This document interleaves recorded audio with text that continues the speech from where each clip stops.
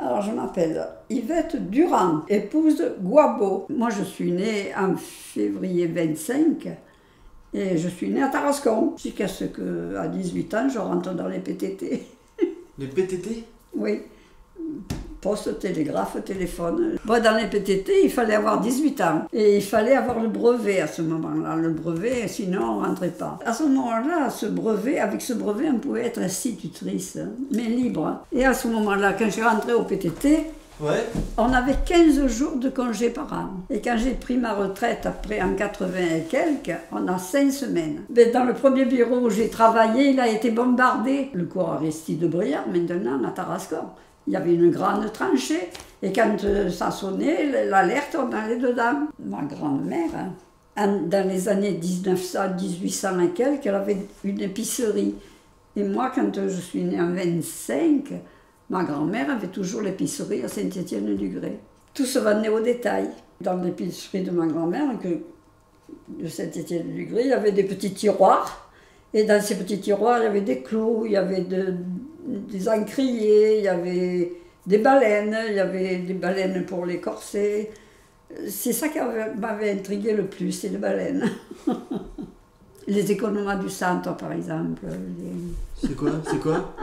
C'est quoi les économas du centre? Le Lion d'Arles, c'était des patrons qui avaient plusieurs épiceries.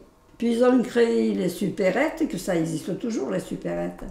Et mon mari, il a été chef de magasin dans les supérettes. Et moi, j'ai été caissière, enfin une chef caissière. Dans la petite épicerie, on était à son compte. Mais dans ces sociétés-là, on était salariés. On n'avait pas de plastique à ce moment-là. C'était les sacs en papier graft qu'on appelait. Marron. Il y en a qui reviennent maintenant de ces sacs marrons-là. Les charcuteries sous plastique, là. Au départ, avant, ça n'existait pas. Ça. Les yaourts, on en vendait dans des petits pots en verre. Mais le pot en verre, il était facturé. Et on nous le retournait. Il y avait un employé que pour ça, rembourser les verreries. Tout ça a disparu, maintenant, le plastique. C'est pour ça qu'on a tellement de plastique. Les sacs de pâtes, c'est du plastique, c'est tout du plastique. On s'est habitué petit à petit. On n'avait pas de l'eau minérale, on n'en avait pas à ce moment-là.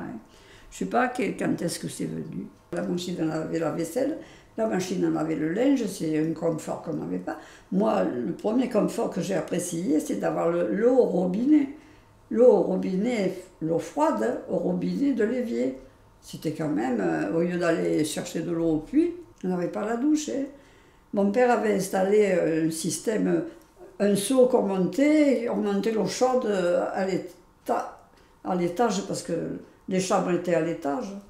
Et on montait l'eau chaude en haut pour prendre la douche. On ne prenait pas une douche tous les jours. Et là, il fallait faire chauffer l'eau en bas, il fallait la monter, il fallait la mettre dans un seau, monter le seau, enfin, c'était tout un problème. On allait travailler, moi j'allais travailler à bicyclette aussi, 10 km. Arles, dans une petite épicerie de quartier, dans le quartier du Trébon, je ne sais pas si vous connaissez. Dans le quartier du Trébon. Vous êtes resté combien de temps dans ce quartier-là? 57 dans les années 60. Et après ça a été une supérette au centre d'Arles, dans la rue du 4 septembre, je ne sais pas si vous connaissez. Maintenant, c'est plus une épicerie. D'ailleurs, tous les magasins qu'on a fait, ils se sont fermés après. Réduction de personnel un peu partout, là, non, ça moi, je ne l'ai pas connu, enfin, parce qu'on est parti à la retraite en 80. On n'a pas vu des gens partir à la retraite et pas remplacer, je veux dire. On a toujours travaillé avec le même personnel.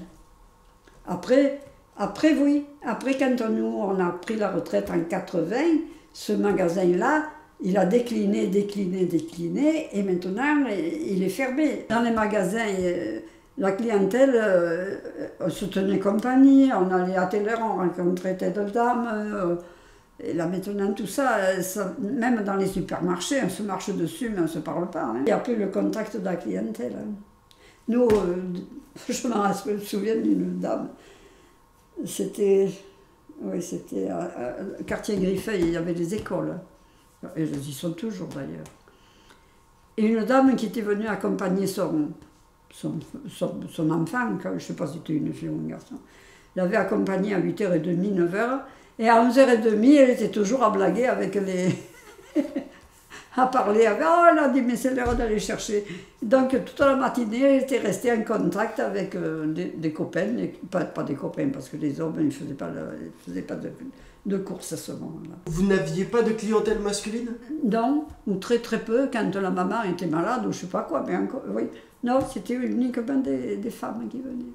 Au départ, les femmes ne travaillaient pas. Les hommes travaillaient, mais les femmes ne travaillaient pas. Moi, j'ai toujours travaillé, mais il n'y en avait pas beaucoup quand même.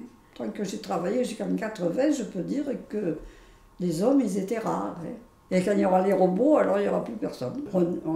Je pense qu'on ne s'imaginait pas que ça puisse arriver même. On en a parlé à la télévision, et puis après on s'habitue, on dit ça va arriver, puis un beau jour ça arrive. Et ça... Ben voilà. Moi j'ai vu le premier Spoutnik, le premier truc là. On nous disait il va passer à telle heure, ben on sortait pour le voir. Ben, c'était les gens qui le lendemain, ils nous disaient vous avez vu, nous on l'a vu, nous on est sortis. Avec le je sais tout maintenant. Vous dites quoi avec le quoi? Le je sais tout. Internet quoi. C'est pas ça? Si.